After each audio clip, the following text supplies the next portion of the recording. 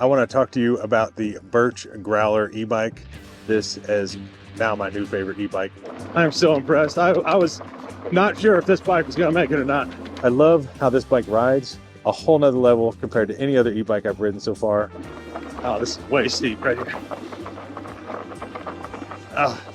Error 49, the master controller is overheated. Hey guys, welcome back. My name is Larry. If you're new, I want to talk to you about the Birch Growler e-bike. They sent this to me a little while back. I've been testing it out, and by far this is now my new favorite e-bike. I've had several e-bikes that I've ridden in my past, and this just blows it out of the water. I want to talk about it today. We're going to go over the bike real quick, some of the specs, and then after we go over that, I'm going to take you to Moab, Utah, where we're going to take this bike all the way to its extreme, to its failure point, to where it overheats and then shuts down. But honestly, even though that sounds like a bad thing, I was thoroughly impressed at what this bike could do. So let's get right into it. So first of all, I want to mention this is a monster e-bike. This thing, I'm 6'2", and it comes up to about my chest right here. And this thing weighs about 150 pounds, so it's not your average little beginner's e-bike. This is definitely a step up, several steps up probably from beginner. So, and if you're pretty short and small and petite, this probably isn't gonna be the bike for you. If you can handle a bike this size, I'm telling you what, it changes the game for riding an e-bike. It rides so much better. It just feels like you're riding a motorcycle. Even the display looks like something on a motorcycle. The hand grips, everything. You got your blinkers over here. You got your ups and down for the pedal assist. You got a little horn there. Hydraulic brakes. The mirror is something I added to it, but just to show that there is a capability of adding a mirror. On this side, you have your shifter. You have your quarter throttle right here. And again, another hydraulic brake. Now the settings on here, I don't even think we have enough time to go through it all, but there is basically everything you could possibly think of to adjust on here. You can adjust speed sensors, numbers, assist sensitivity, slow start. I mean, like, there's just so much on here.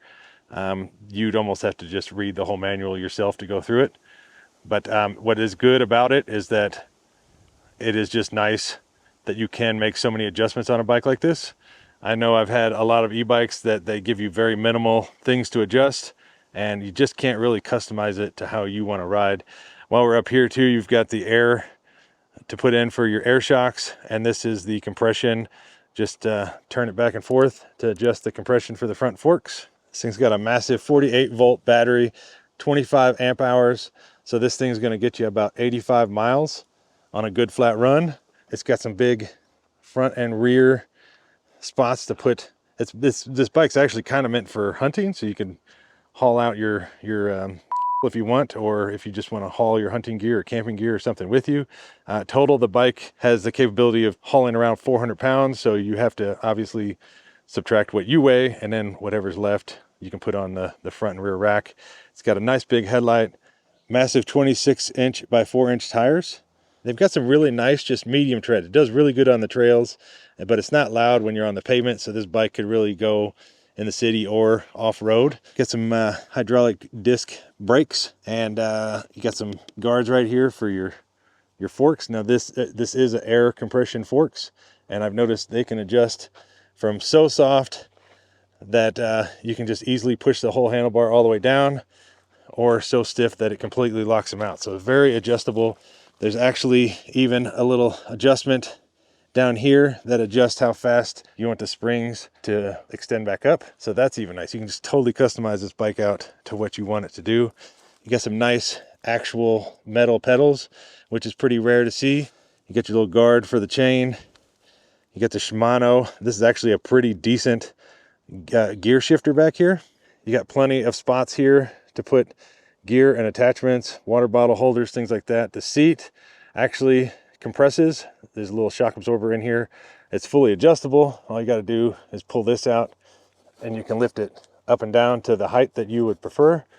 Just lock it into place, and then once it's locked, it springs right here at this port. And then also there's springs on the bottom part of the seat. So it's just a real nice soft ride. Now the seat is not my favorite thing. It's a comfortable seat, but for whatever reason, the adjustment right here where it pivots, I can't seem to get it tight enough. I've contacted the company a couple of times, but I'm not too worried about it. The seat's pretty cheap. For now, it's been working. I just make sure I bring an Allen wrench with me to adjust it every once in a while. So on the back, we have a running light. This is just on when the headlights are on. You also have your brake light right there, and then it has your left and right blinkers on the back. This bag is something I added on just because I'm not using this bike for hunting, but you can take, well, this bag doesn't even come with the bike, obviously, so you'll have the rack to put whatever you want on the back. It has these side guards. If you had some side bags on there, you got your nice big disc brakes on the back here. This thing has a kickstand like this, so you can set it up kind of like a dirt bike, and which is really nice when you have flat ground. It holds it up really nice. Actually keeps the back wheel off the ground. You get your charging port right here. And just all in all, this bike I've noticed is just miles ahead of the other e-bikes that I've test ridden. I mean, every single bit about it, every detail. The grips are nice. All the electronics, the brakes, everything just seems like it's higher quality. Obviously, the bike is made out of metal. You get the metal forks. These are heavy duty metal racks.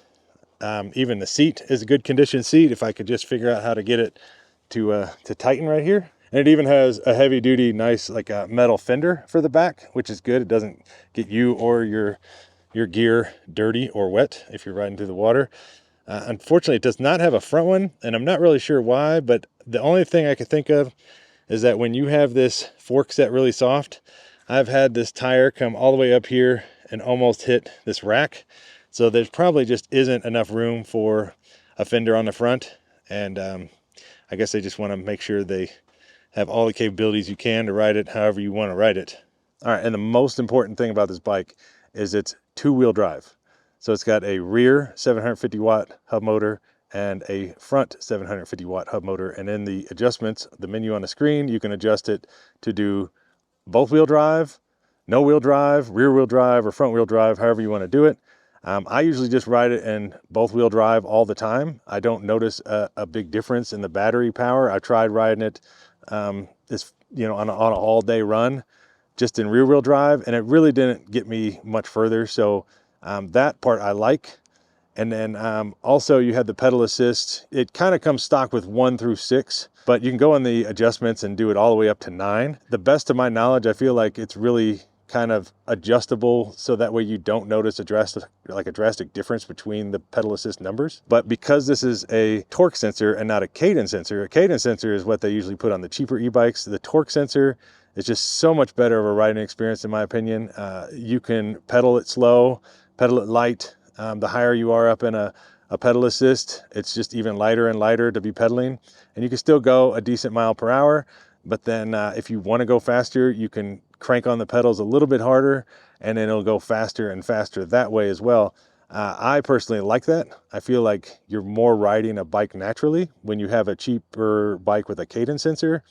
A lot of times they don't even have them set right. So if you're in pedal assist 1, you could pedal, feels like you're helping the motor along a little bit, and then as soon as you get up to pedal assist 2, 3, 4, 5, 6, the motor is just going faster than your feet can even pedal. So you just end up ghost pedaling, and it just kind of doesn't even seem like you're riding a bike anymore. So I love how this bike rides. By far a whole nother level compared to any other e-bike I've ridden so far. In my opinion, for just a little bit extra cost, this cost compared to cheaper models, definitely worth it in my opinion. So I think we went over the majority of the main things to go over. You can always click the link down below in the description and get on their website, check out more details about it. But for right now, we're gonna go to Moab, Utah, and we're gonna hit that trail, and we're gonna take this thing to the furthest extreme, and it's exciting, so check it out. All right, we're sitting here at the entrance of Minor Basin Trail here in Moab, Utah. I think this is going to be a perfect test for this bike. This trail is only 2 miles long, but we're gaining 2,000 feet of elevation. So it's just steep roads, loose gravel, switchbacks all the way up. Beautiful views, by the way. We're definitely going to have the bike in 2-wheel drive. I'm actually going to even try to just use the throttle the entire time. Right now we're sitting at 100%. So I'm curious if we make it to the top, what the battery's going to be at. I think this is going to be a fun test. So let's get rolling. Well, this thing already, I mean, I don't know, probably going to get a lot steeper than this, but I mean, I have maybe the throttle's just cracked, maybe an 8th throttle, and it's just tearing up these rocks. I can hear them sliding out from both front and rear tires. There's a lot of loose rock, but it handled it. Oh yeah, no problem whatsoever. It's still maybe quarter throttle. And I'm in pedal assist 1, 2-wheel drive engaged. This is just unbelievable that an e-bike can do this. I am so impressed. I was not sure if this bike was gonna make it or not. I'm sure this camera does no justice how steep this is. I got the compression on the front forks set, I don't know, about midway through. Probably could go a little softer, but I don't want to get too soft. It seems to be doing fine now. I guess it leaves well enough alone, but just keeps going. We're still at 100% battery. It's not even as hard as I figured it would be. I think because of the front wheel, having a motor as well, having that 2-wheel drive, I would imagine without it, it would just slide out from underneath me with all this loose rock. It just seems to be doing fine. Perfect. Even the seat, the ride is not as bad as I'm sure it seems like it sounds. So this hill, so steep right here. I don't even think we're halfway up the mountain yet. Oh, a lot of loose rocks right here. Tell you what though, this seat I've had to get off and straighten it up a couple times already. I just cannot seem to get the seat tight enough. It's so bumpy, the kickstand was bouncing right there. I feel like the tires might give out before the bike does at this point. We're still at 100%. Definitely pretty high up in elevation. Trees are kind of going away. And you can see spots where there's been avalanches. Trees falling across the road here. Yeah, we're getting into some snow now. I just can't believe how much this thing handles like a dirt bike almost. Doesn't feel like it's gonna fall apart, you know? I like that. I've ridden probably a dozen different e-bikes. By far this one is it's in another class. They're getting heavy in the aspens now. Aspens only grow at a certain elevation. So that's why you don't see them. There'll be none, and then all of a sudden they're just solid aspens like this. I noticed we're just down 99% right now in the battery, which I'm shocked. I would have really honestly thought we would have been down 10-20% by now. I've just been on the throttle the whole time, non-stop uphill. Oh, this is way steep right here. I noticed once that battery got off 100, it's dropping pretty quick now. The road's also getting steeper, but we're down to 89% battery. Oh, we got snow. No problem on that. I gotta show you this. I don't know what that's from. Some sort of avalanche. Crazy. Anyways, let's get back on it.